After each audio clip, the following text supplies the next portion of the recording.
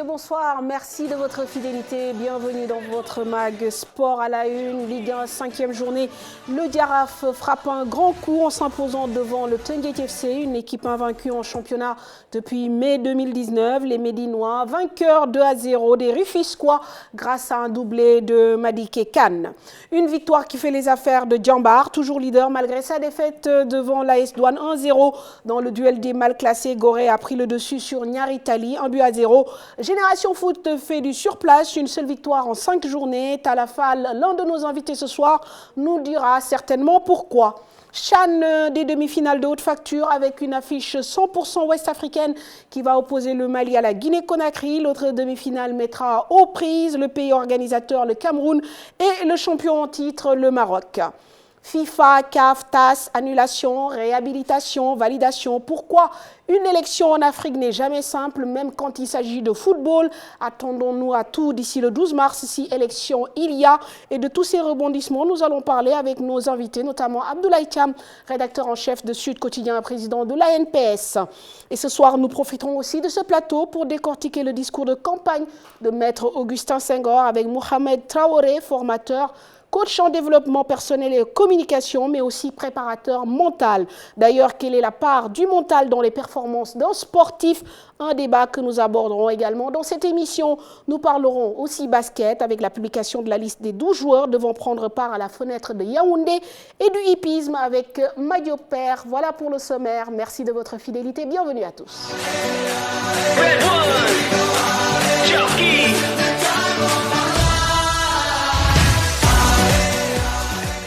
Cher Tidiane, bonsoir. Bonsoir Fatou, bonsoir à Abdoulaye Thiam, président. Bien sûr. Bonsoir à Tala, bonsoir à M. Traoré, bonsoir aux téléspectateurs qui nous regardent. Ablaye, bonsoir. Bonsoir Fatou, bonsoir à l'ami de l'autre, bonsoir à Tala, M. Traoré, l'ensemble de nos téléspectateurs. Mohamed Traoré, bonsoir. Bonsoir Fatou, donc tout le monde et bonsoir à tous les téléspectateurs. Tala, bonsoir. Merci. Bonsoir Madame Traoré. Bonsoir Monsieur Traoré. Bonsoir cher Tidiane. Bonsoir Président Abdoulaye. Très bien. Donc ce soir, vous savez qui sont les chefs, les Traoré. Ah d'accord. Alors, on va commencer par l'actualité sur le continent avant donc bien sûr de décortiquer ce qui s'est passé aussi dans le foot local avec ce scénario Hitchcockien, dirait-on. Voilà ce à quoi on assiste dans la course à la présidence de la CAF avec une FIFA omniprésente pour ne pas dire envahissante. Elle a validé les 4 dossiers de candidature avant même l'audition de 2 prétendants par la commission de gouvernance de la CAF. Celle-ci a fini par s'aligner. Mais entre-temps, le facteur X est venu du TAS qui a suspendu les sanctions prononcées par la FIFA à l'encontre de Ahmad, redevenu du coup président de la CAF. Vous suivez toujours. Et pour ajouter au scénario, Ahmad pourrait même revenir dans la course à la présidence de la CAF avec un verdict définitif attendu le 2 mars prochain à Bifaï. Énième rebondissement dans la course à la présidence de la CAF. Ahmad, qui reprend sa mission à la présidence de la CAF, a été remise en selle par le tribunal arbitral du sport. La juridiction internationale de dernière instance basée en Suisse a rejeté la demande de mesures provisionnelles visant à ce qu'il soit fait interdiction à la FIFA de prendre toute décision ayant pour conséquence d'empêcher Ahmad ou de lui rendre plus difficile de se présenter à l'élection de la présidence de la CAF. Le TAS annonce pour ne pas le léser de se pencher sur son cas le 2 mars prochain pour rendre une sentence avant le jour de l'élection. Il faut noter qu'avant ce rebondissement, la FIFA avait validé les candidatures du Mauritanien Ahmad Yahya et du Sud-Africain Patrick Mostep, ce qui avait déjà été le cas pour le Sénégalais Maître Augustin Senghor et l'Ivoirien Jacques Anouma. Alors, sur ce sujet, nous allons tout de suite introduire monsieur très informé, très au fait de ce qui se passe autour de la CAF et de la FIFA, qui ne manque pas parfois de sortir aussi des éditoriaux. Alors, Ablaye, c'est vrai que, comme je le disais, on a l'impression qu'en Afrique, une élection n'est jamais simple. Même dans le football, aujourd'hui, on est face à une situation où on se demande si Ahmad, qui était pratiquement hors course, ne redeviendrait pas le petit lapin qui vient perturber en fait ce scrutin. Bon, voilà, par rapport à toute cette affaire, vous, quel est votre sentiment? C'est un sentiment d'injustice, un sentiment de chaos? Qu'est-ce que vous inspire tous ces rebondissements? C'est une pertinente question, Manfatou. La première chose par rapport à la décision du TAS, ce qu'il faut d'abord relever, c'est que c'est extrêmement important qu'un pouvoir puisse arrêter un pouvoir. À un certain moment donné, que vous soyez africain, sénégalais, malgache, européen, asiatique, tout le monde a compris cette année-ci la mémise ou bien l'ingérence intolérable de la FIFA dans ces élections, pour diverses raisons. Cette décision, il faut l'apprécier doublement. Personne n'a encore dit, il faut utiliser les termes appropriés, Ahmad n'est pas réhabilité. Non. La réhabilitation signifierait qu'au lendemain du 2 mars, que le TAS venait de casser la décision qui a été rendue par la chambre de jugement du comité d'éthique de la FIFA. Nous n'en sommes pas là. Le raisonnement, il est très simple. Actuellement, c'est la suspension. C'est la suspension qui est le plus important parce que le TAS, dans son argumentaire, dit ceci. Dès l'instant qu'il a amené l'affaire au niveau du tribunal, il est beaucoup plus logique qu'on suspende en attendant qu'on rende la sentence. À supposer par exemple le 2, qu'il n'est pas suspendu, que le 2, qu'ils infirment la décision de la chambre de jugement. Qu'est-ce qui va se passer? C'est parce qu'ipso facto, Ahmad va rentrer dans la course. C'est ça le problème. C'est pourquoi ils ont décidé de suspendre et de commun accord avec la FIFA. C'est important. Il y a aussi une autre doléance quand même, que le TAS a refusé à Ahmad. Les gens semblent l'avoir oublié. Moi, à ce niveau-là, je trouve que c'est quelque chose d'extrêmement important. C'est d'autant plus important aujourd'hui qu'il y a aussi une autre probabilité, si jamais Constant Omari, qui est accusé à tort ou à raison d'avoir joué ce rôle de nègre de service, ayant permis à la FIFA de s'immiscer davantage dans la gestion de la CAF. Parce que souvenez-vous... Mais est-ce que aussi, c'est pas lui faire un procès? Bon, restons sur le cas Ahmad. Oui. Et après, on va avancer peut-être sur les cas Omari. Est-ce que ce n'est pas lui faire insulte ou lui faire porter un poids qu'il n'a pas forcément? Qui ça? Constant Omari. Non, Constant Omari, moi je veux dire, là-bas, j'y constate plutôt 2 poids, 2 mesures. C'est des allégations, des accusations, des supputations. Or, il y a un principe général de droit qui est valable dans tous les pays du monde. Ça s'appelle la présomption d'innocence. Que vous soyez sénégalais, congolais, américain, vous vous accusez de faire quelque chose, tant qu'il n'y a pas eu ce qu'on appelle l'autorité de la chose jugée, vous êtes présumé innocent. Surtout que l'actuel président de la FIFA, il y a 2 enquêtes sur sa tête. Personne ne lui a dit, monsieur Infantino, vous allez quitter la présidence de la FIFA. Donc je ne vois pas pour quelle raison on rendrait aujourd'hui Constant Omari inéligible. Le cas de Constant Omari est différent de celui d'Ahmad. Ahmad, c'est la commission d'éthique.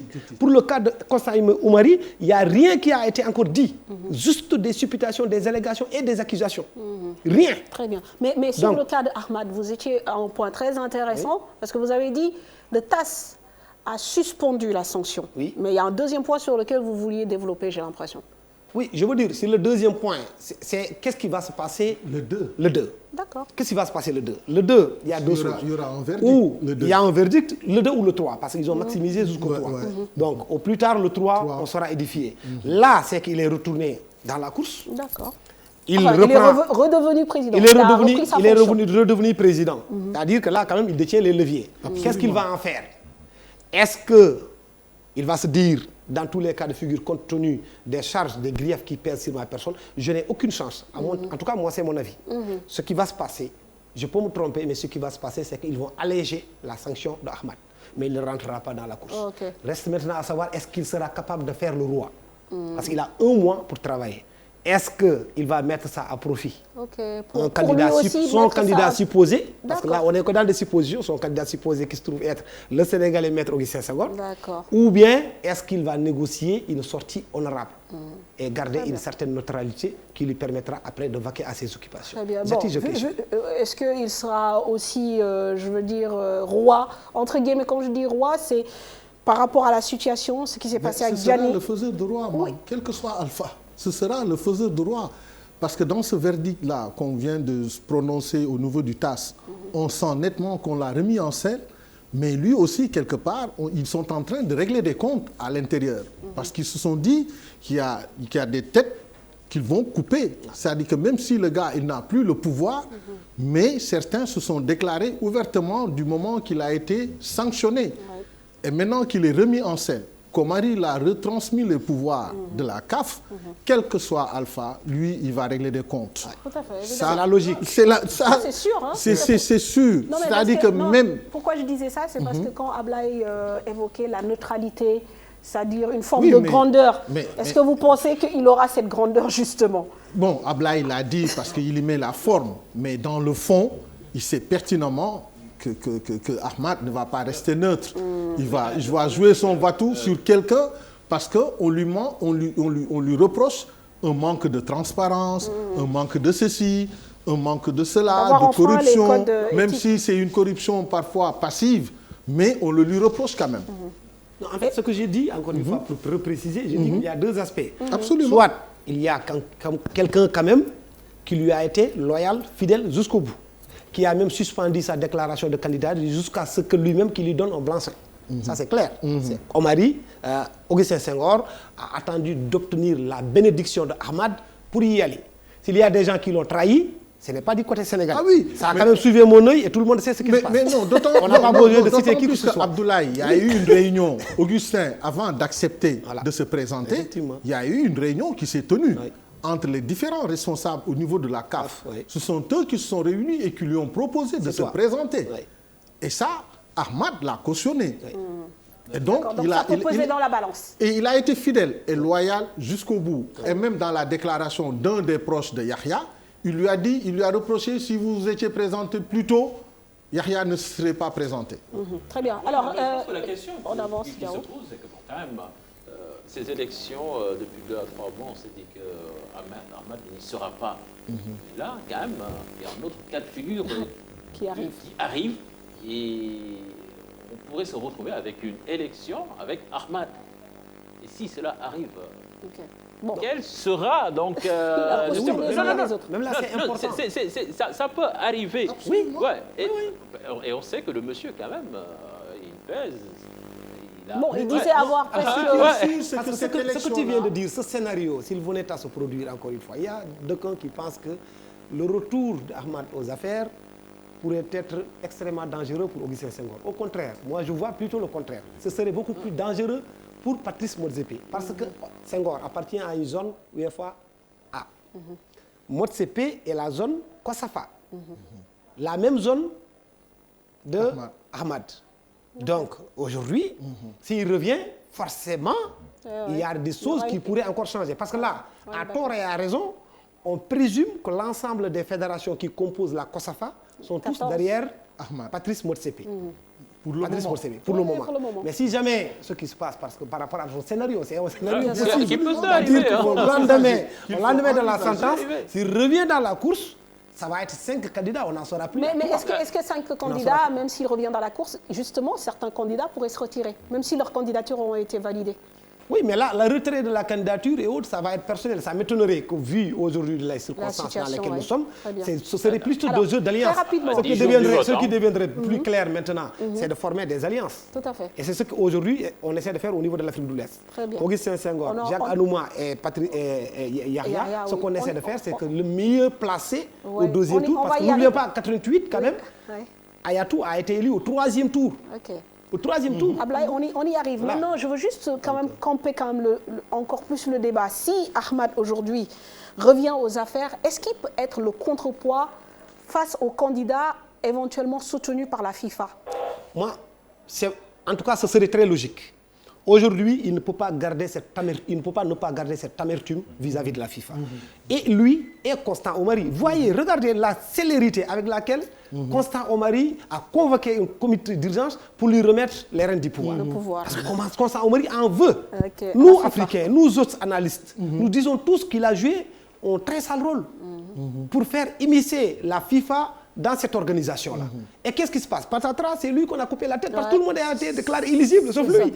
Il est le seul qui est devenu aujourd'hui le dernier de la farce. Ce sont des élections qui feront beaucoup de dégâts collatéraux. Beaucoup, énormément de dégâts. Ce ne sera pas bon pour l'avenir du football même africain.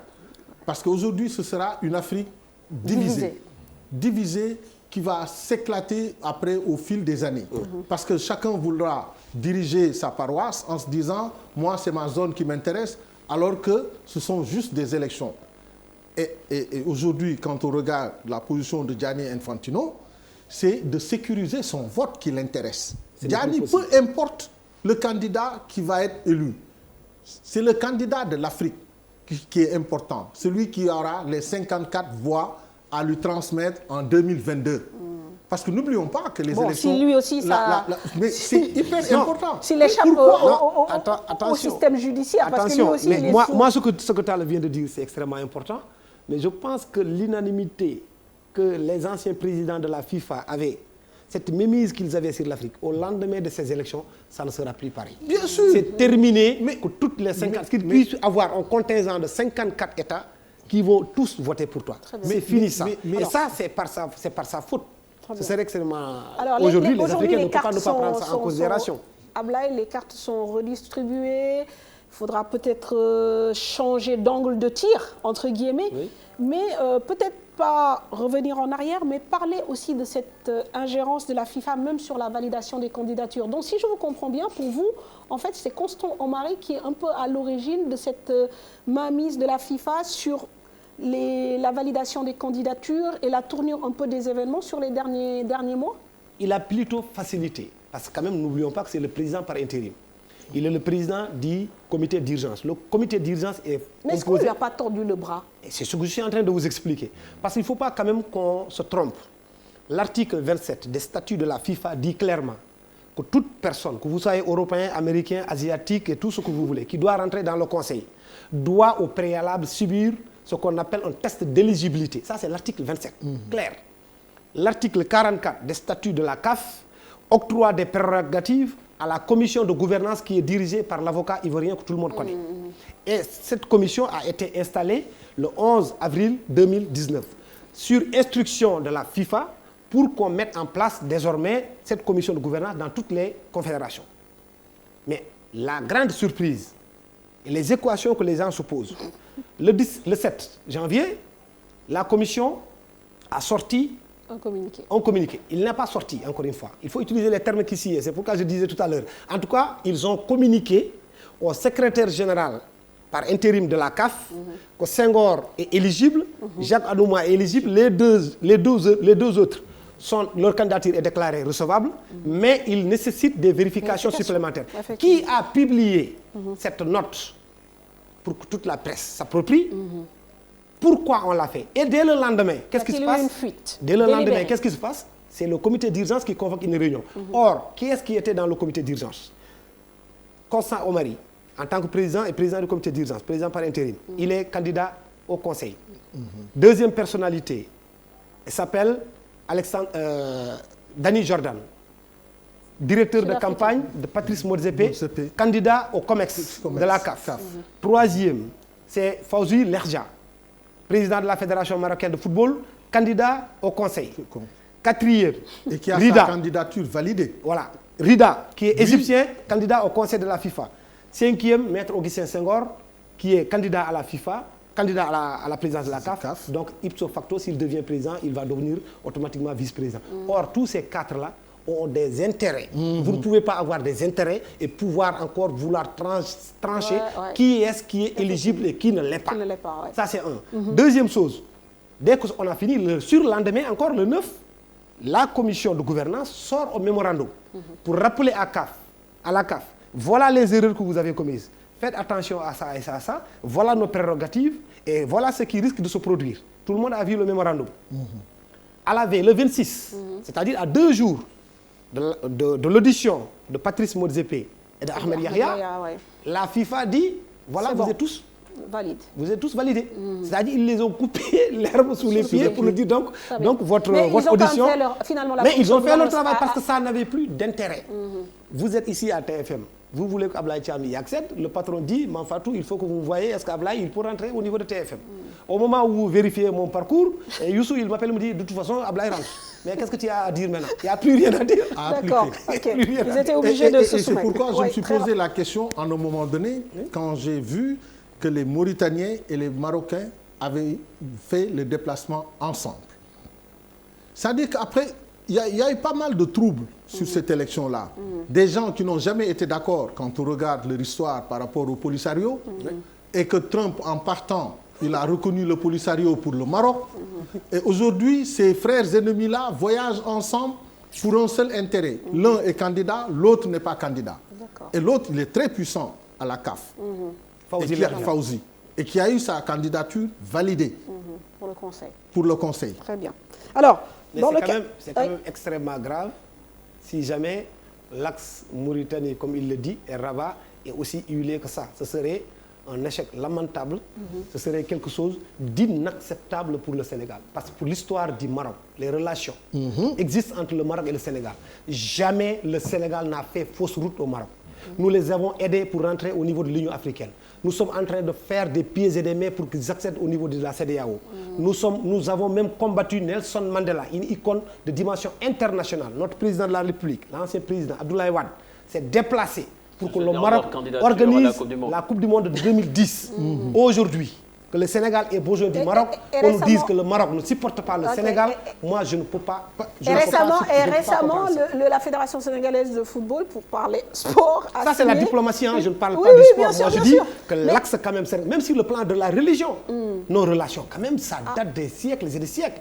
Aujourd'hui, c'est inacceptable. J'ose espérer qu'il s'agit tout simplement de supputations et autres, mais que dans la réalité, parlons de notre voisin proche. Mais ils ont voyagé ensemble. Très bien. Parlons de notre voisin proche, parce qu'on parle de lobby, la campagne est en cours. Il y a eu quand même un acte posé par le Sénégal qui certainement doit être interprété. C'est la visite d'une délégation sénégalaise composée par le ministre des Sports, Matar Ba, Abdoulaye Sow, ministre de l'Urbanisme, accompagné par El Hadj Diouf, ancien international, et le vice-président de la Fédération Sahersec, qui se sont déplacés à Nouakchott, qui sont allés voir le ministre des Sports de la République islamique de Mauritanie, mais également le président de la FFRIM.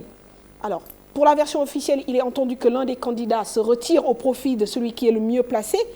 Mais mieux placé par rapport à quoi, Ablaye? C'est la question que j'ai envie de vous poser. Au deuxième tour, celui qui sera le mieux placé au second tour. Là, quand même, je pense que c'est une excellente chose. Parce que dans tous les cas... Est-ce que vous pensez qu'aujourd'hui, c'est une excellente chose? Vu déjà, on a l'impression qu'aujourd'hui, on ne parle même plus d'élection de CAF, on parle en fait d'une dualité entre Ahmed Yahya et Augustin Senghor. Non, là aussi, quand même, moi, j'aimerais vraiment mettre un bémol là-dessus. Ouais. Parce que ce qui se passe, c'est juste au niveau des médias. Moi, j'ai eu la chance d'être à Yaoundé. J'ai eu la chance d'être à Praia. Je n'ai jamais vu entre quoi que ce soit de véritablement bizarre entre Augustin Senghor et Ahmad. Ils sont tout le temps ensemble. Il n'y a aucune animosité. Mais il ne faudrait pas que les gens prennent ce qui est dit dans la presse comme étant argent comptant, que ceci et cela. Ça aussi, c'est un véritable problème. D'ailleurs, Senghor, je pense même qu'il est victime au tout petit peu de cette liberté de la presse sénégalaise. Cette liberté de temps, cette liberté de dire ce que nous pensons. Moi, c'est ça mon problème. Quand je lis la presse, je lis souvent la presse sénégalaise. Mais parfois, il y a des choses que je ne comprends pas. Je ne comprends pas. Yahya et Augustin ont d'excellentes relations. Augustin ne s'en cache même pas et il le dit ouvertement. Et que Anouma, c'est son grand frère. Il a été même le voir. Mais parfois, vous savez, on peut aussi dire oui, on a d'excellentes relations et lancer des pics en bas, c'est pas interdit non plus. Mais même, on peut faire des suppositions. Oui. Mais parfois, on fait trop mousser dans la presse. Parfois. Ah bon? Moi, je trouve qu'on va un peu trop loin. On va vers des élections. Moi, je suis de même avis. Les forces de notre candidat. Ok, certes, mais il y a un peu de fibre patriotique qui doit nous animer dans des élections comme ça. Vous pensez que c'est ce que fait la presse sénégalaise, dessert la candidature pour moi, ça peut desservir. Mais on peut être fier aussi. Vous savez, dans la sous-région, nous sommes ici. Mais vous avez regardé en Mauritanie, vous avez regardé en Gambie, vous avez regardé au Mali. Le contraire n'est pas si évident du tout. Ils écoutent nos radios, ils lisent nos journaux, ils regardent nos télévisions. Ce n'est pas le contraire qui est aussi évident. Nous avons une certaine liberté, ce qui n'est pas aussi évident. Je ne suis pas en train de les lancer des pics. Mais il va falloir aussi que les gens fassent un distinguo entre ce que la presse a dit, quelle est la véracité, qu'est-ce qui est le factuel, qu'est-ce qui est un point de vue. Parce qu'une prise de position, c'est une des 6 fonctions des médias.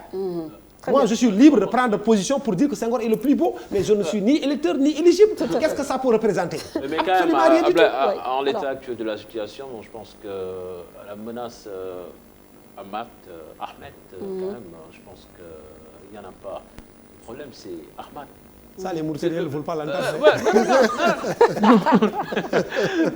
C'est un point de vue. Mon ami Ibrahim ne veut pas entendre. Mais le problème, c'est Ahmad, quand même, qui était... pratiquement out. Non, qui était out et qui revient. Et Augustin qui ne voulait pas aller en compétition contre lui. C'est ça le problème, si ce monsieur-là est remis en scène, mais ça devient compliqué quand même. On a eu un aperçu du discours de campagne d'Augustin quand même. Il a relevé beaucoup de problèmes. Très bien. Au sein de cette organisation dirigée par Ahmad. C'est vrai, mais oui, mais raison. je crois quand même qu'il a été très franc dans ça. Très J'ai été dedans. Tout ce qui a été fait n'est pas mauvais. Mais le constat, il est là, encore une fois. Ça, ce sont les faits. Alors, que le fait que la CAF soit dirigée par un intérimaire, c'est un constat. C'est un problème. La CAF, en 4 ans, nous avons 4 secrétaires généraux. Ce n'est pas un commentaire, ça aussi c'est un fait. Il faut reconnaître qu'il y a eu des erreurs. Qu'est-ce qu'il faut faire? Parce que la principale erreur aujourd'hui, le talon d'Achille de cette confédération africaine sous Ahmad, c'est sa gouvernance. C'est ce qui nous a valu d'être mis sous tutelle. On en a subi les conséquences. Voilà. Ça aussi, c'est pas, on ne peut pas reprocher à Senghor ça. Un secrétaire général adjoint se permet d'envoyer un courrier pour délocaliser un match en disant que le match ne se joue plus au Caire, qui se joue à Alexandrie. Le problème de calendrier aussi. Non, mais ça c'est un véritable problème. Et Augustin l'a souligné quand même. Il ne pouvait pas non plus crier sur tous les toits que tout ne va pas. Mais aujourd'hui qu'il est candidat, s'il veut corriger, il doit... Obligé de corriger. D'ailleurs, il est le seul à avoir présenté aussi un programme. Voilà, justement, on en arrive parce qu'il faut qu'on fasse parler quand même notre consultant. On avait dit que c'est un problème avant. Voilà, le formateur, coach en développement personnel et communication, mais aussi préparateur mental. Pourquoi vous interpellez sur ce point précis? C'est pour que vous nous analysiez tout simplement le discours de campagne d'Augustin Senghor, la posture d'Augustin Senghor. Et pour cela, je vous propose de replonger dans quelques extraits du discours d'Augustin Senghor qu'il a présenté le week-end dernier à Praia. Donc, comme il l'a dit à l'occasion de l'Assemblée générale de l'UFO, a parlé à ses pairs, bien sûr, africains, mais également lancé le programme qu'il veut mettre en place quand il sera élu président de la CAF. Je vous propose d'écouter ces extraits et de venir avec Mohamed. Le point nodal pour moi dans cette seconde étape, c'est d'aller vers ma seconde maison. Ma seconde maison, c'est la zone UFOA. Chez nous, en tout cas au Sénégal, en Wolof, on dit, quand on dit que quelqu'un est bien, qu'il a des qualités, c'est un sage qui le disait, donc un guide religieux. Si on dit, cet homme il est bien, cet homme il est compétent, il demande chaque fois de vérifier si c'est ses parents qui l'ont dit. Il me semble que pendant toute cette période-là, depuis le mois de septembre, le processus a été lancé. Mais jusqu'à présent, on est, à mon avis, en train de dévier sur d'autres aspects. Ces autres aspects, c'est parler des candidats, c'est critiquer les candidats, dire des choses qui ne sont pas positives sur les candidats.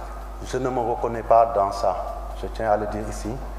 Très tôt, j'ai dit que à la fin, le 12, ce que je souhaite avant tout, c'est que ça soit la CAF qui gagne.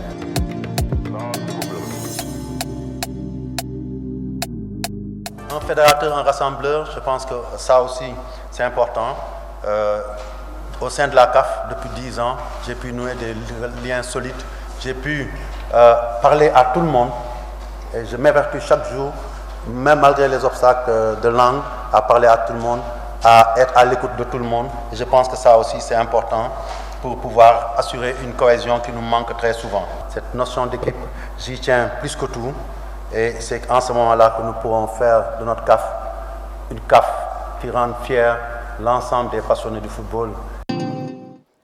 Voilà donc des extraits que vous avez pu suivre dans un numéro spécial de Sport à la Une la semaine dernière. Mohamed, alors, sur le discours de Maître Augustin Senghor, avant d'en venir peut-être rapidement à un autre débat, pas envie de polémiquer, il ne se reconnaît pas dans certains articles publiés, il est un fédérateur. Alors, comment il se présente comme candidat d'après vous? Déjà, si on l'écoute, il parle d'un discours qui est fédérateur. Donc, on appelle ça le positionnement. parce qu'on se positionne par rapport à une cible qui va vous écouter. Et son discours, la cible, c'était d'une manière la FIFA. Il a tenté de les rassurer d'une certaine manière. Ses pairs, c'est-à-dire les autres présidents, et d'une manière générale, le monde de football. Peut-être que l'extrait a été un peu court, mais on voit qu'il va parler de transparence, c'est-à-dire qu'il va faire valoir des valeurs. Donc il se positionne, il met en place une vision, il va également parler d'éthique. Et c'est juste pour essayer de faire quand même, en fait, pour montrer qu'il est quand même un candidat du changement. C'est aussi simple que ça. Qu'il est un candidat du changement, il a une attitude responsable, il rassemble tout le monde, il est au-dessus de la mêlée, c'est-à-dire qu'il met plus ou moins une fée à la récréation pour dire qu'il ne va pas s'abaisser au niveau de certains pour se mettre également à faire des invectives, ainsi de suite. C'est une attitude responsable. Et la semaine passée, on l'a entendu également parler de dire qu'il n'a pas de parapluie, c'est-à-dire qu'il n'a pas de mentor. Ouais. C'est une attitude également qui est, pour certains Africains, c'est un peu risqué, parce qu'on sent une ingérence de la FIFA. C'est une manière de leur dire, de dire à tout le monde que derrière moi, il n'y a personne. Et que maintenant, il est responsable, il va tout faire pour mettre en place tout le monde et fédérer. Ce n'est pas dans nos habitudes. Ce n'est pas dans nos habitudes parce que tout le monde sait que le sport, la FIFA, il y a des scandales. À la CAF également, il y a des scandales. Est-ce que lui, il ne traîne pas de casserole? Je ne suis pas là, je n'accuse personne, je ne le connais pas personnellement. Mais s'il ose tenir ce discours, peut-être qu'il n'a rien à se reprocher et qu'il veut se démarquer. Maintenant, est-ce qu'il sera entendu?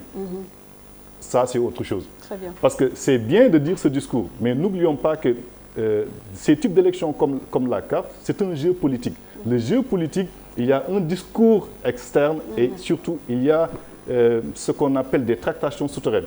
Ces tractations-là, qui va les mener? Est-ce qu'il y a une équipe? Est-ce que l'État va l'accompagner? C'est le jeu du rôle. Et tout à l'heure, en écoutant M. Thiam, j'avais juste envie de lui dire, est-ce qu'il croit fortement que Ahmad a encore un pouvoir au sein de la CAF? Parce que c'est ça, au fait, lorsque je vous entends, par rapport à la décision de la CAF, en fait, c'est ça. Est-ce qu'il a réellement un pouvoir au sein de la CAF? Et s'il a un pouvoir, ça peut être déterminant pour lui ou bien s'il a un candidat qu'il mentor. Et je vais te couper, excuse-moi. Oui. Je vais te dire que Ahmad avait fait une sortie en disant qu'il avait 49 pays, 46 qui étaient avec lui sur 54 qui allaient voter pour lui. Donc, quelque part, il a au moins dans sa besace quelque chose encore qui lui reste. Tout à fait. Très bien, mais qu'est-ce qui reste? C'est ça la question en fait. Maintenant, sur le sujet, Mohamed, merci d'avoir éclairé un peu voilà, par rapport au discours, au positionnement.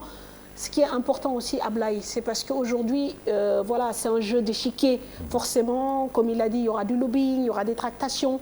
Mais la démarche de Augustin Senghor, est-ce que, entre guillemets, elle n'est pas suicidaire par rapport au fait d'avoir osé présenter un programme, d'avoir osé pointer du doigt certains problèmes? Est-ce que c'est une démarche qui va le servir par rapport à cette élection? C'est un débat et chacun pourra donner son point de vue. C'est un verre à moitié plein.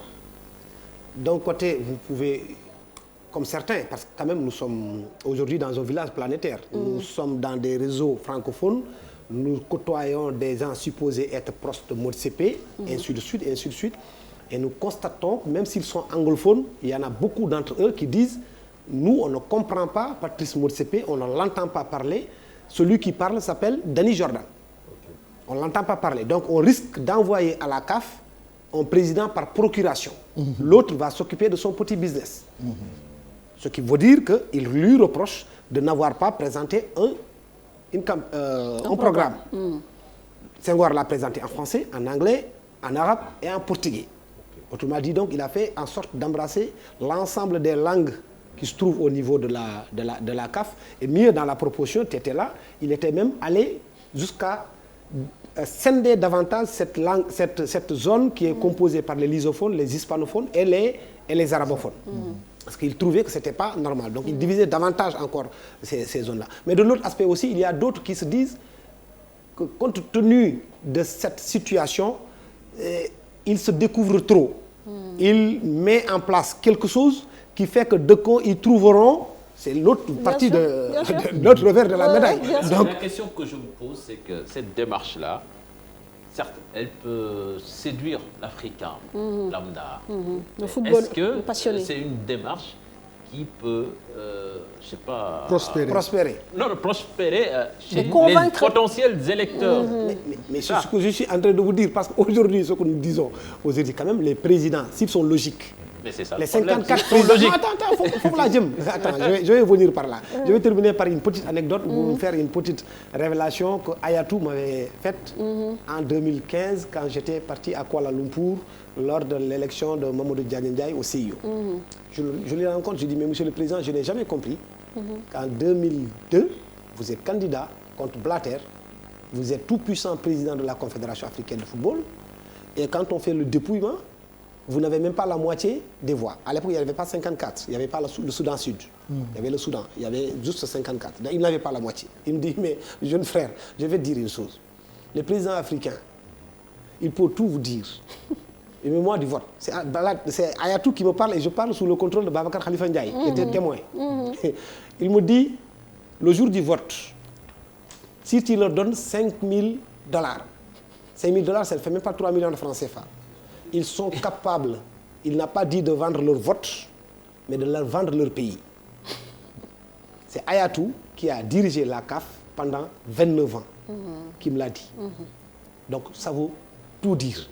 Mais à un certain moment donné aussi, il va falloir que les Africains s'arrêtent un moment. On ne peut pas vivre l'esclavage pendant des années, la traite des Noirs, les ajustements structurels, la colonisation et tout ce que l'on veut. Jusqu'à avoir 64 ans, parce que la CAF a 64 ans. À 64 ans, on ne vit pas, c'est son papa. Mais la rupture, est-ce que nos nouveaux présidents de fédération sont à $5 000 près? Mais c'est ce que je dis, parce que c'est une injure. Sur le continent, c'est une injure. Vous avez aujourd'hui l'opportunité de montrer à la face du monde que nous sommes capables de choisir le candidat que nous voulons. Absolument. Vous êtes Gianni Infantino, vous êtes intéressé par ce qui se passe à la CAF, mais nous aussi, nous devons avoir la latitude de choisir qui nous voulons. Parce qu'au niveau de l'UEFA, personne n'ose, à un seul instant, venir demander aux Européens, celui-là, vous voulez que celui-là soit présent, mais il ne le sera pas. On ne le fait pas au Comebol. Non, avec Rodriguez, on ne le fait pas à Avalanche, qui était le puissant président de la FIFA. Mais si les Uruguayens ne se sentaient pas dans sa candidature, mais ils n'allaient pas voter pour lui, alors qu'ils partagent l'Amérique du Sud ensemble. Je veux dire que c'était un problème de choix, Très bien. choix d'hommes. Pour revenir à notre débat, parce que sinon on ne va jamais finir, on va conclure là-dessus. Est-ce que vous pensez que Talla, et je vais laisser Talla et Cher finir sur ce point, vous pensez que Augustin Senghor a eu la bonne attitude et a présenté la bonne stratégie en déroulant un programme de campagne? Moi, tout au début, j'étais sceptique parce que je me suis dit il était le seul à avoir proposé un programme écrit sur toutes les langues possibles. Et les autres n'avaient rien proposé, alors que tout le monde savait qu'ils allaient être candidats. Ils ne se sont jamais donné la peine, jusqu'à preuve du contraire, à l'instant où on parle, d'entendre un seul programme aujourd'hui sur la place publique. Et c'est pourquoi, à un moment donné, je me suis dit, est-ce qu'il ne valait pas mieux garder un peu sous la pédale, en se disant, on sort une partie et le reste, on en garde. Parce que là, aujourd'hui, on connaît dans son ensemble. J'ai vu Yahya, il a parlé d'un programme ambitieux qu'il allait sortir. Jusqu'à présent, on attend. On n'a encore rien vu venir. Bon, en même temps, sa candidature vient d'être prête à peine validée. Oui, mais bon, si on avait l'ambition de se présenter, on devrait se présenter, préparer en conséquence. Bien sûr. Motsepe, pareil, tous, ils savaient qu'ils allaient se présenter. Alors, donc, moi, ma question aujourd'hui, c'est qu'est-ce qu'Augustin n'est pas allé trop loin? Ok, très bien. Alors, je suis d'accord avec Talla, moi je pense qu'il s'est trop découvert. Il a montré trop de choses. D'ailleurs, Abdoulaye l'a souligné tout à l'heure, M. Omari même a été quelque part sidéré par certains propos d'Augustin Senghor. Ça veut dire que quelque part, il se crée des ennemis, peut-être même chez de potentiels soutiens, des gens qui doivent Parce que voter. lui, il a une candidature invalidée et il est président de la Fédération congolaise de foot. C'est ça. Parce que quand on parle... Une seule personne. Voix. Oui, d'accord. Mais ça témoigne de l'État. Attention, c'est des suppositions. Non mais Ablaye, quand on parle quand un candidat vient parler de réforme des textes, de gestion vertueuse, est-ce que c'est des, je sais pas, des décisions. C'est un programme qui fait mouche. Qui font peur. Qui fait mouche. La transparence, ça fait peur. Dans la tête. Non, ça, non. Mais le raisonnement de Cheikh, quand même, m'étonne. Non, attends, non, mais ça, c'est l'idéal. Simple association nationale de la presse sportive. Non, attends. Vous n'accepteriez jamais que je veuille venir vers vous pour vous dire je veux diriger la NPS sans pour autant je vous dire que pendant les 4 années là, voilà ce que je vais faire. Je vais aller voir Talafal pour lui dire écoutez, nous avons besoin de plus d'accréditation. Je vais aller voir telle personne pour... Mais quand même, vous nous présentez le programme. Non, il ne faut pas voir le problème. Non, il ne faut pas voir le problème ainsi. On est dans une élection et on sait, on connaît à peu près le profil des gens qui votent, leur façon de penser. C'est quel genre de monsieur? Faut pas toucher aux acquis. Oui, c'est des gens souvent qui sont des sénateurs qui n'aiment pas trop le changement et qui sont réfractaires, je ne sais pas, aux révolutions.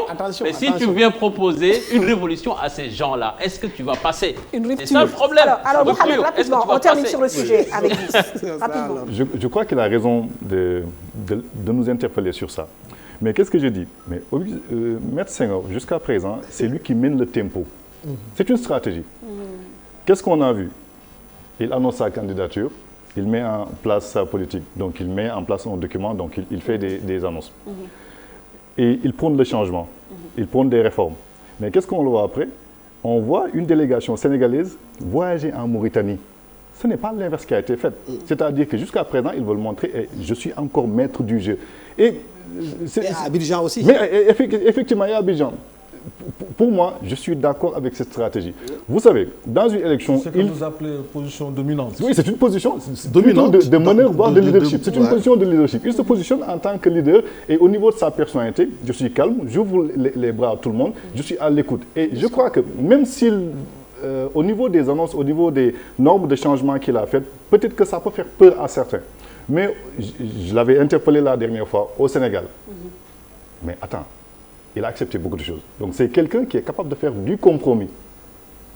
Je crois que sur ce plan-là, on doit l'accepter. Merci. On lui a même reproché le fait d'avoir dit j'ai le meilleur profil. Si tu dis encore tu n'as pas le meilleur profil, mais tu dis que tu ne gagnes pas, c'est pas la Et là, il fait peur, même parce que aujourd'hui, même si la FIFA avait son candidat, il allait tenir compte de la position d'Augustin Senghor. Parce qu'ils savent très bien qu'aujourd'hui, même s'il y avait un mentor derrière tel ou tel candidat, mais il est plus sûr de sécuriser son vote de 2022 en faisant alliance avec Augustin parce qu'il sait que le gars, il se réclame libre et tu ne peux pas non pas tenir compte de sa position aujourd'hui de leader. Et puis même au sein de la CAF, quand même, il est dans le comité exécutif, Augustin.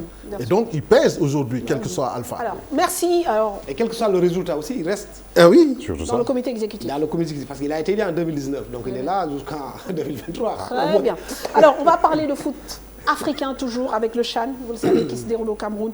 Et les demi-finales qui promettent d'être alléchantes. Guinée contre Mali, derby de l'Afrique de l'Ouest. Cameroun-Maroc, le tenant du titre contre le pays organisateur. Les Guinéens ont battu les Rwandais 1-0 hier dans un match disputé. Plus tôt dans la journée d'hier, le Maroc qui monte en puissance dans cette compétition s'est imposé devant le Zimbabwe 3-1. Samedi, le pays hôte a sorti la RD Congo, une équipe décimée par les cas Covid-19. Et puis le Mali est allé jusqu'au tir au but pour se défaire de l'autre Congo, le Congo-Brazza. Élément. Le Cameroun a décroché son ticket en demi-finale du CHAN face à la République démocratique du Congo. Pourtant, ce sont les Congolais qui ont ouvert le score par Makandi Claudi, poussés par les quelques supporters au stade Jopama de Douala. Les Lions indomptables ont fini par égaliser grâce à Yannick Dieng, bien aidé par le gardien adverse Lei Matambi. Le but de la victoire sera inscrit par Félix Okun, 2-1, score final. Après s'être arrêté 2 fois en quart de finale du CHAN en 2011 et 2016, le Cameroun se hisse pour la première fois en demi-finale. Le 3 février prochain, le pays hôte fera face au Maroc. Le tenant du titre n'a pas forcé son talent face à la Zambie. 3-1. Les Lions de l'Atlas ont plié la rencontre en une mi-temps. Le Mali, qui a impressionné le public au premier tour, a battu difficilement le Congo par tir au but, 5 tirs à 4. Dans un derby ouest-africain, l'adversaire des Aigles en demi-finale sera la Guinée, qui a éliminé le Rwanda 1-0. Les demi-finales du CHAN auront lieu le mercredi prochain.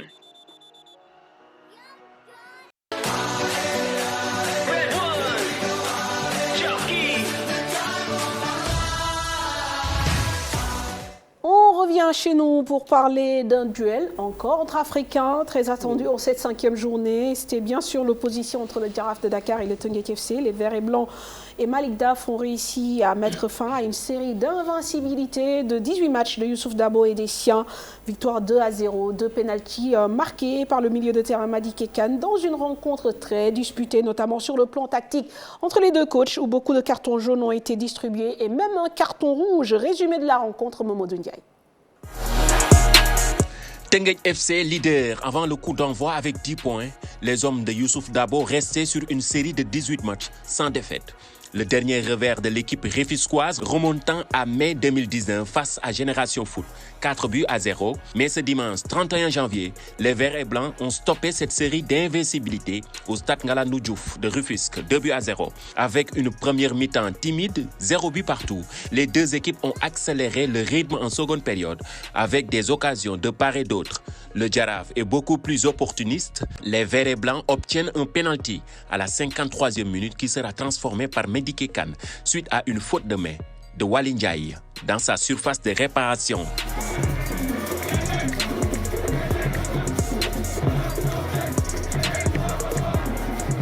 Avec un Pape Seydou Ndiaye des grands soirs qui enchaîne les arrêts décisifs, Teungueth FC ne concrétise pas ses occasions. Acculés dans ses 30 derniers mètres, les Jarafois, dans un dernier barreau d'honneur, obtiennent un autre penalty à la 90e minute. De nouveau, transformé par Madické Kane qui double la mise, score final 2-0.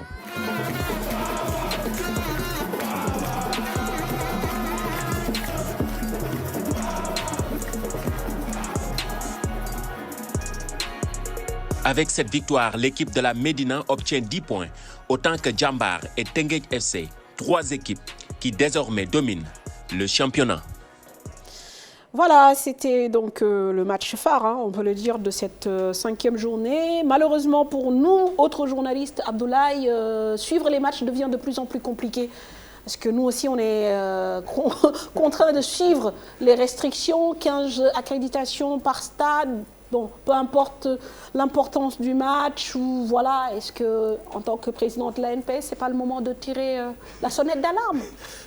On va encore la tirer à nouveau parce que nous avons alerté, mais je pense que ce genre de match, mais j'ai déjà eu à le dire au président Sayer Seck, un match entre Red Star et Lyon, ou Red Star et Rouen par exemple.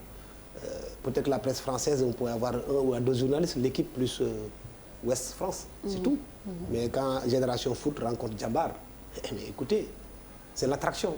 Moi, je suis désolé, je pense que quand même, il va falloir... Non, les règles sont très claires. Ils ont demandé 90, mais le problème, c'est que nous, on nous a mis devant les faits accomplis. C'est le comité exécutif de la Fédération sénégalaise de football qui a décidé que la presse, vous ne serez que 15.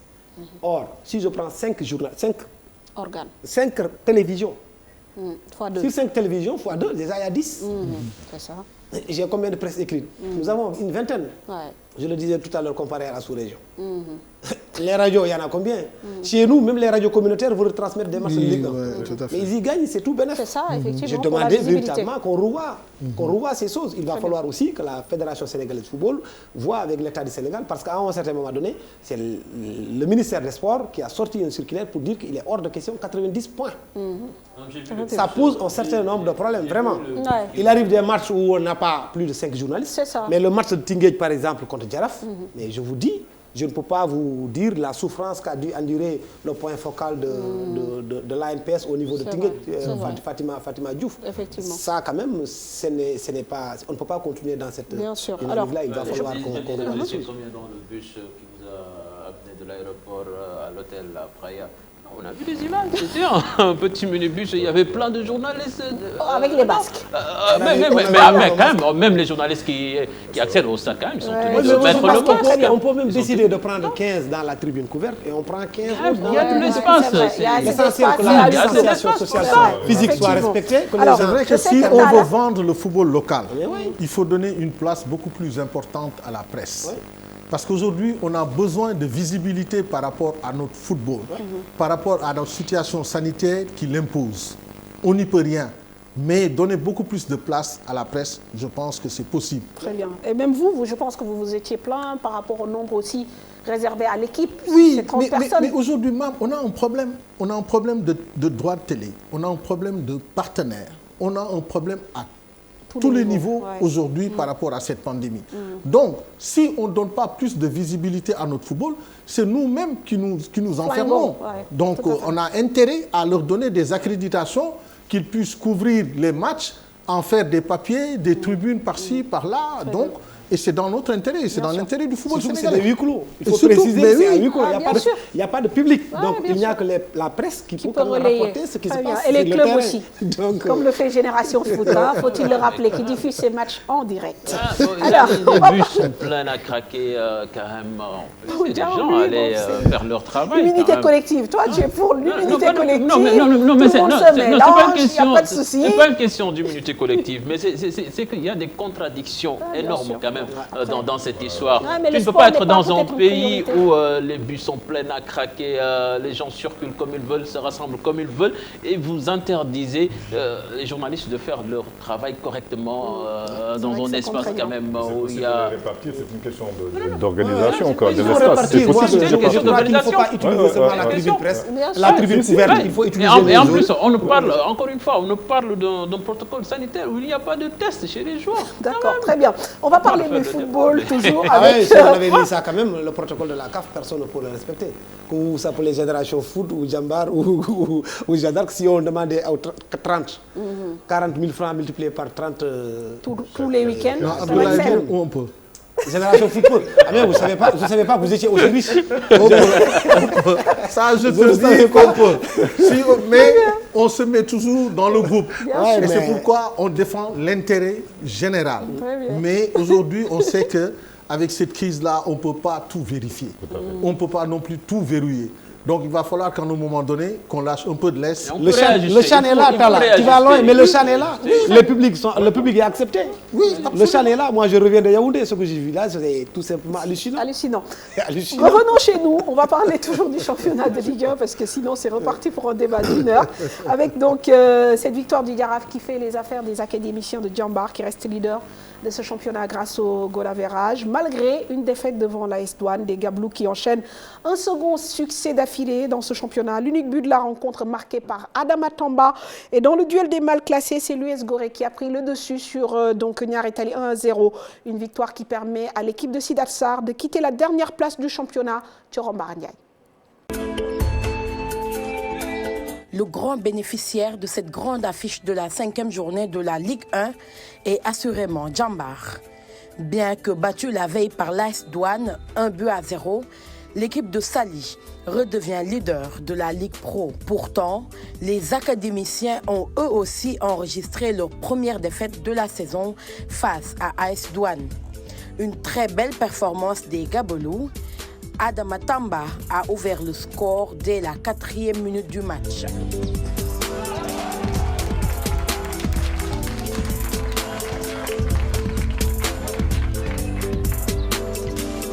Les Gabelous conserveront ce score jusqu'à la fin malgré les nombreuses occasions des académiciens en seconde période. Une victoire importante pour l'AS Douanes qui, après son écrasante victoire devant le Jaraaf lors de la dernière journée, enchaîne un autre succès qui lui permet de grimper au classement et d'occuper désormais la 3e place avec 9 points. L'Union sportive de Gorée a enfin débloqué son compteur de victoire en s'imposant au stade de Mbao face à Niary Tally 1-0. Il a fallu attendre la 5e journée pour voir les hommes de Sidat Sarr remporter leur première victoire de la saison. Babacar Ndiaye a marqué l'unique but de la rencontre qui permet aux insulaires d'occuper la 13e place. Avec 1 point d'avance sur son adversaire du jour, Niary Tally.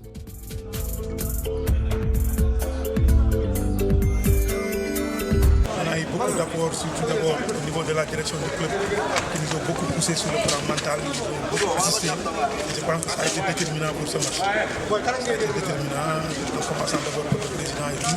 Ils nous ont vraiment soutenus sur le plan moral. Nous pouvons vraiment avoir des ressources pour répondre aujourd'hui. Le match tey bi sax am na ay phases yu manqué mais bon après ay xale lan perte benn moment ay nit lan tamit dañ leen di comprendre mais man en tant que leur coach damay essayer de leur le moral de leur la confiance et j'espère que bu ñëwee dinañ gis yeneen nit en ce moment c'est difficile de retrouver les joueurs yu ñu doon mais àdduna la il y a des hauts et des bas donc tey jii nii là. Parlons à présent de cette équipe capable de faire des tests tous les week-ends, mais qui, depuis 5 journées, a du mal à gagner des matchs. Ah, moi, je vais appeler Madi. Hein. Je ne savais pas qu'il était aussi riche. Alors, ça là, Génération Foot, les semaines se suivent et se ressemblent. Vous venez d'essuyer, bon, on ne va pas dire une défaite, mais voilà, vous avez été contraint au nul à domicile par le Casa Sport. La semaine dernière, vous avez été battu par l'AS Pikine. Donc, bon... C'est un démarrage un peu au ralenti. Comment vous l'expliquez? Disons que l'équipe a été renouvelée. Aujourd'hui, on a des jeunes quand même qui constituent l'ossature de l'équipe. Dans son ensemble, c'est des garçons qui ont tous fait le bac cette année, d'autres sont en U17 et qui rejoignent. Et il n'y a que quelques cadres qui sont restés. Et je pense quand même que pour constituer une équipe assez compétitive dans le futur, il va falloir passer par là. Mais si je vois le match d'hier en termes de contenu, on a énormément progressé par rapport au dernier match contre AS Pikine. Okay. Et on s'est même payé le luxe de rater un penalty à la 43e minute. Et donc, ce qui veut dire qu'aujourd'hui, les garçons sont en train de prendre conscience quand même qu'on est en compétition. Compétition, ça veut dire gagner. C'est de ne pas seulement bien jouer, c'est d'être agressif. Donc, non, jouer et y mettre la manière. Tu peux allier les deux en football. Maintenant, il faudrait qu'ils s'aguerrissent rapidement. Parce qu'on est en Ligue 1, on n'a pas le temps. Et eux, ils sont dans des conditions quand même qui leur permettent de pouvoir grandir rapidement. Oui, parce qu'il y a le syndrome Diambar qui guette. Diambar, à un moment donné, c'était une équipe qui jouait bien, mais qui ne gagnait pas les matchs et qui est descendue en deuxième division. Là, vous flirtez avec cette zone de relégation. La zone rouge. Ouais, et si ça continue quelques journées après, il y a, je sais pas, le doute va s'installer. Et c'est là que ça va commencer à être compliqué à gérer, surtout pour ces jeunes. Le discours, cher, je pense que les garçons, on a eu à discuter avec eux. Le président a discuté avec eux, le staff, et ils ont pris conscience. Et même en termes de contenu, comme je disais tout à l'heure, quand tu vois le match qu'ils ont produit, il y a eu beaucoup plus d'impact, beaucoup plus d'agressivité, beaucoup plus d'envie. Et c'est dans l'attitude que moi, je juge ces garçons-là. Ils viennent pour la première fois en Ligue 1, ils découvrent. Donc c'est leur première saison. Oui. Ok, pour une bonne partie. Pour une bonne partie. Okay. Et tous, ils faisaient, il y en a 4 ou 5 qui faisaient le bac cette année et qui l'ont tous eu. Et qui découvrent la Ligue 1 pour la première fois cette année. Okay. Et donc, il va falloir leur expliquer que ce n'est pas seulement de bien jouer, c'est de gagner un match. En compétition, ce qui importe le plus, c'est de pouvoir allier les deux. Bien jouer et pouvoir aussi gagner. On peut séduire un public, mais aussi il faudrait que le résultat compte. Parce qu'au final, c'est ça qui va compter. Ouais. Alors, c'est là où on va faire intervenir un peu Mohamed et lui laisser un peu la parole, parce qu'on l'a beaucoup prise depuis le début de cette émission. Mohamed, justement, une équipe comme Génération Foot, qui arrive avec d'excellents résultats, qui titille l'Afrique, bon, même si elle n'est jamais arrivée en phase de poule. Et depuis 2 saisons, on sent qu'il y a un essoufflement. Alors, pour le coach mental ou voilà, le coach qui travaille sur la question de la psychologie, comment on fait pour remotiver une équipe qui a déjà, entre guillemets, tout gagné? D'accord. Ici, peut-être je n'utiliserai pas le terme de remotivation. Parce que dans ses propos, M. Fall nous dit que c'est une nouvelle équipe avec beaucoup de jeunes. Donc, ils sont en phase de transition pour créer une nouvelle équipe. Ce n'est pas une équipe qui était âgée, qui était là, maintenant qui est dans son déclin. Non, là, il y a des gens qui sont partis, maintenant on reprend. Et dans ce cas-là, et puis ce sont des jeunes. Donc, il faudra faire un travail maintenant de construction d'une cohésion d'équipe et maintenant leur faire apprendre la maturité et l'efficacité. Donc, c'est un travail à la limite non seulement de préparation mentale, mais également de développement personnel. Parce que ce sont des joueurs qui doivent apprendre à se connaître d'abord et à être des compétiteurs. Alors que c'est tout un processus qui doit être là. Maintenant, je vais l'interpeller directement, parce que lorsqu'une équipe est dans cette phase-là, il faut que le team management ne soit pas impatient. On décide de construire quelque chose. Il faut qu'on leur donne du temps. Là, effectivement, même s'ils disent que oui, il faut que l'équipe grandisse rapidement. Une équipe ne peut pas grandir rapidement parce qu'elle va grandir dans les défaites, dans la douleur, dans la souffrance pour maintenant s'aguerrir. Ils ont 18 ans, il faut qu'ils leur laissent ça et qu'ils leur fassent comprendre que depuis 2 ans, les résultats sont en dents de scie. Là, on commence à débuter le championnat. Est-ce que c'est un coup de mou ou bien est-ce que nous serons en crise? Pourtant, tout à l'heure, M. Diao l'a dit. Comment faire la différence? Tant que dans le contenu est bon, il n'y a pas de crise. Mais dès que le contenu va être négatif, c'est-à-dire que la confiance va être altérée. Et si la confiance est altérée, effectivement, il y a un risque de plonger rapidement en D2. Donc, il faudra, la fois dernière, on en avait parlé, qu'il y ait une cohérence au niveau du team management, une cohérence également au niveau de l'équipe, de l'encadrement technique et des joueurs. Et pour cela, il faudra qu'il y ait une culture de la performance de Génération Club qui est compris par les joueurs et qui est appliquée. Et c'est très simple. Travailler sur ce qu'on appelle la perception de la victoire et de la défaite. Ils sont encore très jeunes. Ne pas encore gagner de match, ça ne veut pas dire que l'équipe ne va pas bien. Tant qu'ils produisent du bon contenu, tant qu'ils se créent des occasions, même s'ils ratent un penalty, il est possible, ce penalty raté, si on en tire les leçons, on en tire des apprentissages, ça peut être un penalty rentré peut-être la prochaine fois. Donc il faudra maintenant accompagner l'équipe à grandir cette saison avant peut-être de pouvoir prétendre autre chose la saison prochaine. Sauf que là, on sait qu'avec GF, c'est tous les ans, il faut gagner des titres. Tous les ans, il faut aller en... C'est vrai que là... Ça pose quand même vraiment un problème, parce que par rapport à la politique, la vocation de JF, je croyais plus que c'était la formation. Absolument. Si tel est le cas, ce n'est pas... Le problème de notre championnat aussi, c'est ça. Tout le monde veut être champion. Alors que quand vous êtes en France, par exemple, il y a des gens... qui sont dans la formation. Voilà, juste dans la formation. D'autres, Paris Saint-Germain, par exemple, aujourd'hui... La différence, aujourd'hui, on a des moyens de notre politique. C'est pas ce qui nous manque. On a l'outil, on a les hommes et on a les installations. Donc, ce qu'il faut, c'est que ces garçons-là, quand ils sont mis dans des conditions de performance, puissent grandir rapidement. Et c'est ça aussi. C'est là où Mohamed n'est pas d'accord. Aujourd'hui, c'est ce que je dis. Même si on a une vocation pour former, mais on a aussi la possibilité de pouvoir jouer les premiers rôles dans ce championnat-là. Très bien. Il a dit quelque chose d'extrêmement important. Il y a un autre paramètre qui est extrêmement important et je pense que les gens du GF en sont conscients. Vous prenez le cas de Pape Matar Sarr. Génération Foot, c'est un club qui forme des joueurs qui sont censés évoluer à l'étranger. Matar Sarr, c'est un joueur qui a performé en équipe nationale. U17, Mais avec Génération Foot, il n'a pas fait des étincelles, il n'a pas brillé comme l'ont fait les Ibrahim Niane, les Ismaël Assar. Ce n'est pas le cas. Parce que c'est un joueur qui se savait talentueux très tôt et qui savait qu'il va jouer par A ou B au FC Metz. Et j'en suis sûr que dans ce groupe, actuellement aussi, il y a des joueurs qui savent qu'ils vont faire le grand saut. Mais ils ne vont pas se tuer pour gagner les matchs de Ligue 1. Alors, comment résorber ça? Et c'est là où il y a un problème. Olivier avait constitué une équipe avec 38 joueurs interchangeables. On avait ça, 38 joueurs interchangeables. À chaque match, il pouvait en sortir 7 et remettre 7 et l'équipe pouvait battre tout le monde. Ce qui fait que pendant 5 ans, on a eu ces résultats-là. Mais pour ça, il faut constituer un bon groupe. Un groupe de performance. Ce n'est pas seulement 18 joueurs, mais c'est une trentaine qu'il faut préparer et pouvoir maintenant... Très bien. Alors Mohamed, très rapidement, vous avez envie de réagir sur ce point. Sinon, moi j'ai envie qu'on parle en fait du rôle du coach mental dans le sport de haut niveau aujourd'hui. Ok, d'accord. En fait, de toute façon, ce que j'ai à dire à Mouche Fall, je le dirai en privé. C'est comme les deux entraîneurs qui se sont rencontrés ce week-end. C'est deux entraîneurs qui sont très forts mentalement. Oui. Entre Malik Daf et Dabo, c'est deux garçons qui insufflent beaucoup de mental à leurs joueurs. Alors, sur ce point.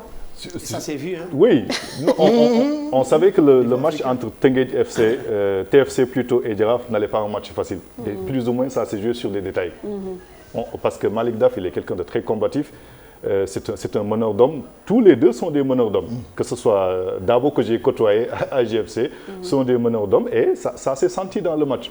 Vous savez, pour parler de la préparation mentale, c'est l'entraînement aux aptitudes mentales. Maintenant, il faudra que les gens comprennent qu'est-ce que l'entraînement aux aptitudes mentales.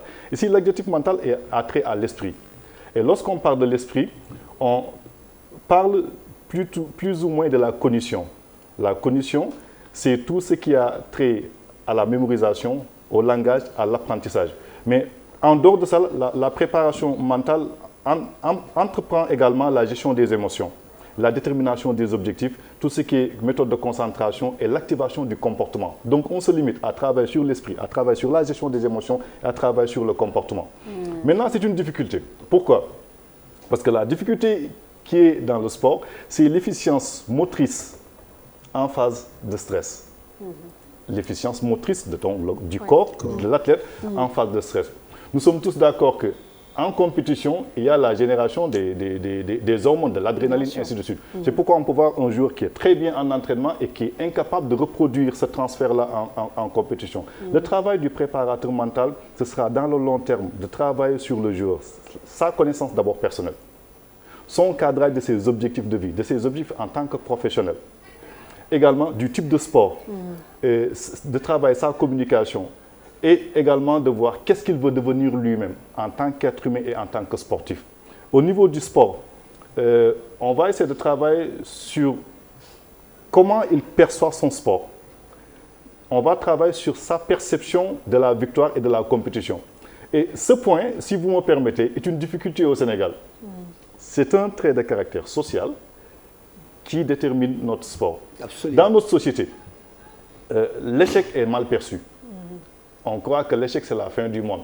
Je donne l'exemple à nos étudiants, je leur demande, regardez, lorsque vous préparez le bac, c'est comme si c'était la fin du monde pour certains qui ne l'ont pas eu. Alors qu'un échec ne doit pas faire peur. Au Sénégal, c'est beaucoup plus la peur, donc qui est une émotion. On ne prépare pas les gens dans la peur. Non, non, non. Il faut essayer de contourner cette peur en préparant les gens sur une emprise que l'on a par rapport à nos capacités. Donc, le préparateur mental travaille à asseoir des certitudes chez le sportif. Des certitudes. Il faut l'envoyer à l'équipe nationale A. Hein? Non, les certitudes. Parce que nous, la culture de la gagne là, c'est comme si on a... Malheureusement, on est un peu tenu par le temps, justement. Aujourd'hui, par exemple, quand on prend le contexte sénégalais, on fait du sport, mais il y a des contingences qu'on mêle au sport, notamment les aspects mystiques. Est-ce qu'aujourd'hui, pour un préparateur mental, c'est facile de travailler dans un contexte où on va te dire il faut mettre le gris-gris, il faut mettre le bain pour pouvoir gagner? À chaque fois qu'on m'interviewe, je dis que je ne vais pas en parler. Mais des fois, il faut en parler. Il faut en parler. Nous sommes dans une société qui est comme ça.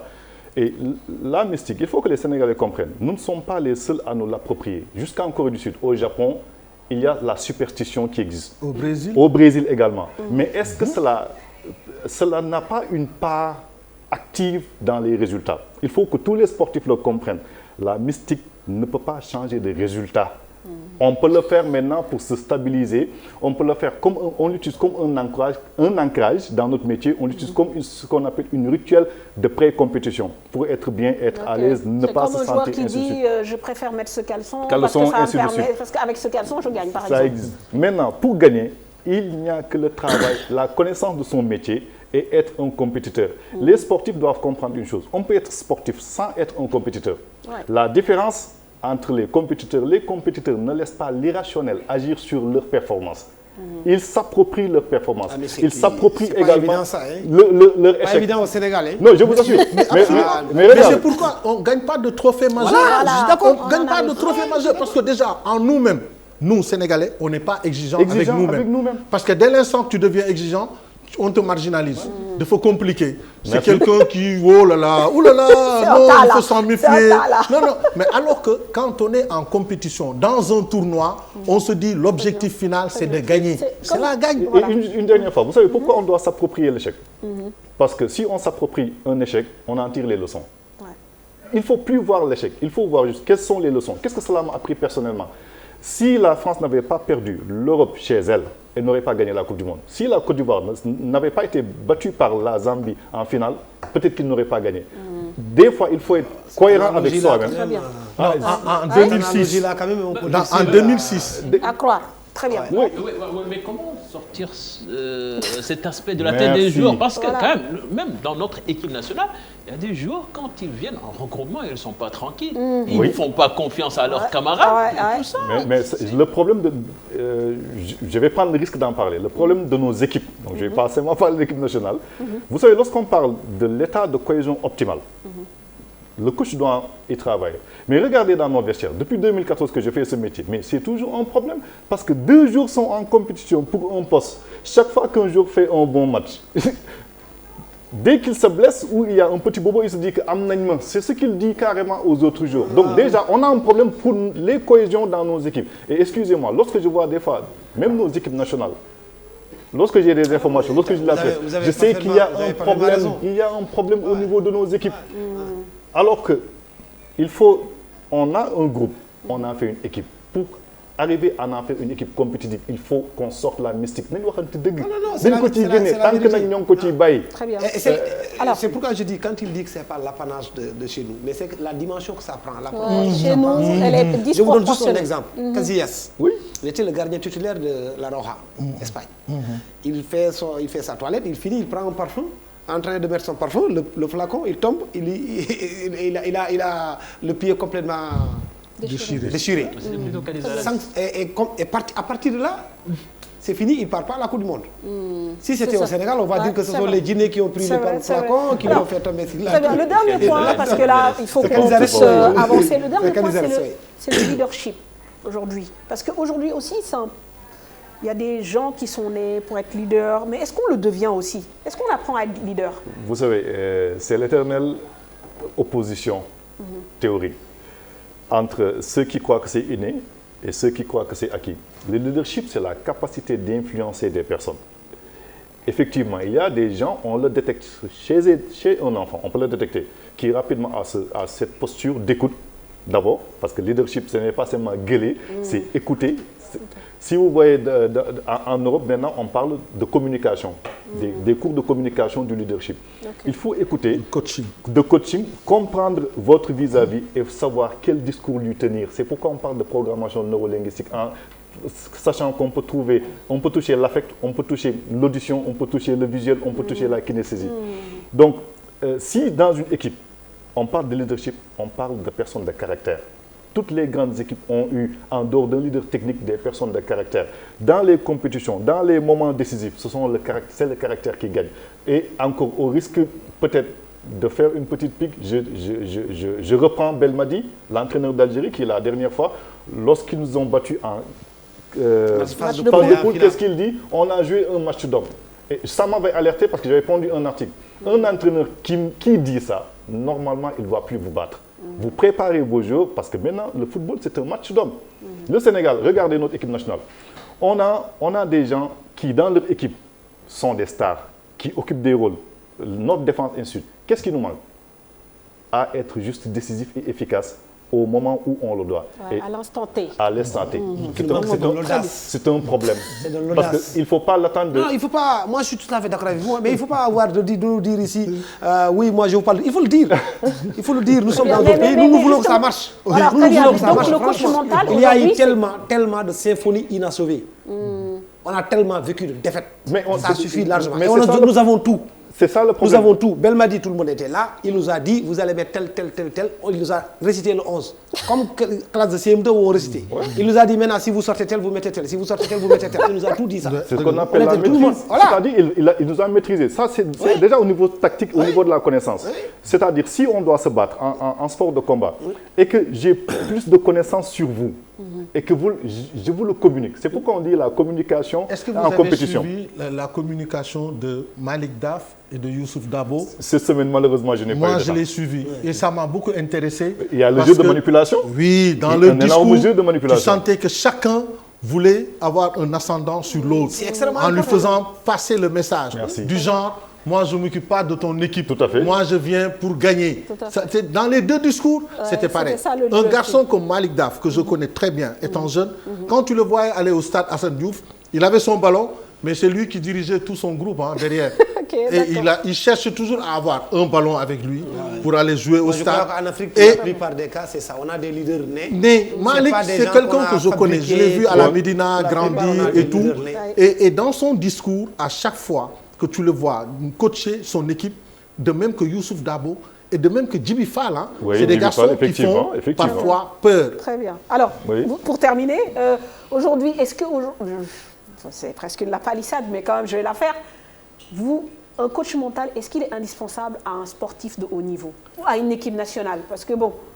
En fait, il est indispensable. C'est la réalité. Maintenant, quelqu'un peut dire que je n'en ai pas besoin. Mais s'il n'en a pas besoin, alors que le sport est conditionné par 4 critères. L'aspect physique, l'aspect tactique, l'aspect mental et l'aspect technique. Donc, comment quelqu'un va dire que je m'entraîne tactique, technique et physique et je ne m'entraîne pas mental? Très bien. Les habiletés mentales s'entraînent. Maintenant, il ne faut pas que les gens fassent la confusion entre être suivi par un psychologue et être suivi par un préparateur mental. C'est différent. On peut être champion et à chaque début, par exemple, de saison, on a besoin de recadrage. Parce que des fois, il y aura les blessures, même en étant champion. Des fois, il y a les moments où on ne se sent pas bien. Dans ces moments-là, le coach sert de miroir. Pourquoi est-ce que, par exemple, des chefs d'entreprise au Sénégal, par exemple, dans les plus grandes entreprises, des gens mais qui gèrent des services vous appellent, ils n'ont aucun problème. Ils gèrent parfaitement le travail, mais qu'est-ce qu'ils ont besoin de s'améliorer? C'est ça le Sénégalais. Pourquoi, des fois, ne pas avoir toujours faim en se disant que non, j'ai appris mon métier, mais je n'ai pas besoin de coach mental. On doit être exigeant. On doit être exigeant. Merci Ala. Non, je veux dire que quand on en parlait pour l'équipe nationale, on se disait qu'il faut éduquer par l'exemple. Quand on perd, on doit raser les murs. On doit se taire. On ne célèbre pas de défaite. On ne célèbre pas de défaite. Désolé, au Sénégal, on ne célèbre que des défaites. 2002, on l'a célébré. J'étais là, j'ai couru l'aéroport jusqu'à je ne sais pas quoi. L'année passée, on a célébré des défaites. Le jour où on arrêtera de célébrer des défaites pour célébrer des victoires, je vous assure qu'on commencera à gagner. Il faut que l'on suscite cela. L'équipe de Saint-Etienne qui avait descendu les Champs-Élysées en 1976 après une finale perdue, elle ne l'a plus refait. Et les Français ont appris à gagner parce qu'ils se disaient qu'ils étaient en perte de vitesse. Il n'y a que les Anglais qui gagnaient, les Allemands et les autres. Et eux, ils étaient tous largués. Maintenant, ils ont compris que mentalement, il faut un coaching. C'est vrai. Alors, merci Ablaye de nous avoir accompagnés. Cher, tu restes avec nous. Merci Mohamed, ça a été un plaisir. Bien sûr qu'on essaiera de renouveler. Tala, merci. Et aujourd'hui, je vais faire la fanfaronnade. Merci à l'Olympique de Marseille qui a fait plaisir à une de ses supportrices avec donc ce maillot freestyle estampillé couleur Sénégal. Donc merci à l'Olympique de Marseille d'avoir pensé à nous. Et pour paraphraser un joueur parisien du nom d'Idrissa Gana Gueye, c'est Dieu qui donne les étoiles. Alors, on va parler de foot européen avec Lille qui reprend la première place du championnat de Ligue 1 française. En Angleterre, Liverpool sur le podium et Chelsea repart de l'avant. L'Atlético inarrêtable en Espagne avec 10 points d'avance sur le Real. En Allemagne, le Bayern de Munich continue de tout écraser sur son passage. Pape Faraning. Sans être brillant, Lille première a assuré l'essentiel en battant à domicile Dijon 1-0 et profité de la déconvenue inattendue du PSG à Lorient 3-2 pour s'emparer du fauteuil de leader de Ligue 1. Paris est relégué à la 3e place avec 45 points alors que Lyon occupe la 2e place. En Serie A, Milan, Inter, Juve et Rome font le plein. Le leader AS Milan s'est relancé à Bologne 2-1 pour garder ses distances sur son dauphin, l'Inter Milan. Facile contre Benevento 4-0. L'AS Rome a assuré face au Hellas Vérone 3-1 dimanche dans le match de clôture de la 20e journée du championnat d'Italie qui a vu les 4 équipes de tête l'emporter. En Premier League, Liverpool est remonté sur le podium dimanche en s'imposant à West Ham 3-1 grâce à un doublé de Mohamed Salah qui permet aux Reds de dépasser Leicester, surpris chez lui par Leeds 3-1 alors que Chelsea de Tuchel a dominé Burnley 2-0. En Espagne, le leader s'affale, l'Atlético s'envole avec un doublé sur coup de pied arrêté. Luis Suarez a offert à l'Atlético Madrid la victoire 4-2 sur le terrain du promis Cadix dimanche pour la 21e journée de la Liga, mais surtout une avance de 10 points sur les deux géants, l'FC Barcelone, qui a dominé Athletic Bilbao 2-1 et rejoint le Real de Madrid battu par Levante 2-1 avec 40 points à la deuxième place du classement. En Allemagne, le Bayern écrase tout, Leipzig s'accroche. Toujours en mode rouleau compresseur, le Bayern de Robert Lewandowski a balayé Hoffenheim samedi 4-1 et conserve 7 points d'avance sur Leipzig, vainqueur 1-0 de Leverkusen dans le socle de la 19e journée de Bundesliga. On enchaîne avec du basketball. Deux locaux dans la nouvelle liste publiée par PABI, un Américain naturalisé, Henri Prera qui joue à Vitoria en Espagne, Mohamed Faye qui revient, Mamadou Gueye. PABI a officialisé une liste de 13 joueurs pour la deuxième fenêtre des éliminatoires de l'Afrobasket prévue à Yaoundé. Il est ici au micro de Mamadou Ndiaye.